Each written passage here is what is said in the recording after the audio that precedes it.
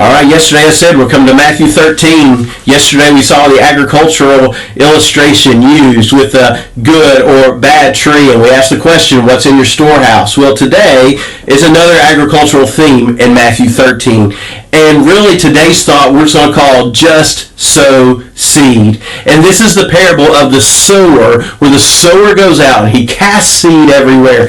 And some of that seed is going to fall on the path, and some on the rocky soil, some on the thorny soil, and some on the good soil. And so there's some truths here that I want us to recognize today here in Matthew 13. And the first is this: you and I have a task. And that task is that we are to sow seed. Now, when you and I sow seed, we need to understand that that means that we are broadcasting it all over. Our concern is not where it lands, but that the sowing takes place. And so we are to sow the gospel, the seed of the gospel, everywhere we go. And wherever it may land, we cast that seed. And we recognize that we cannot control how people respond and receive that seed, but we do hold the responsibility to sow.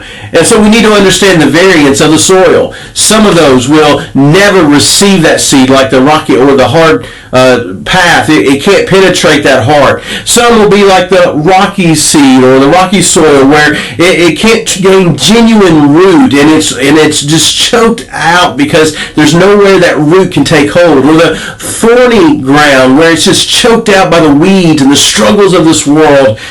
But our motivation is to spread the gospel, because we know that there are some that will be good soil where the seed falls, and that soil and that seed of the gospel takes root, and people that are lost are saved.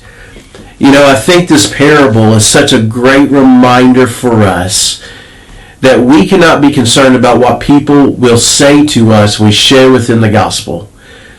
But we must be concerned that we obey our Master, who has told us to take up the seed and to cast it, broadcast it, and to sow it to the world.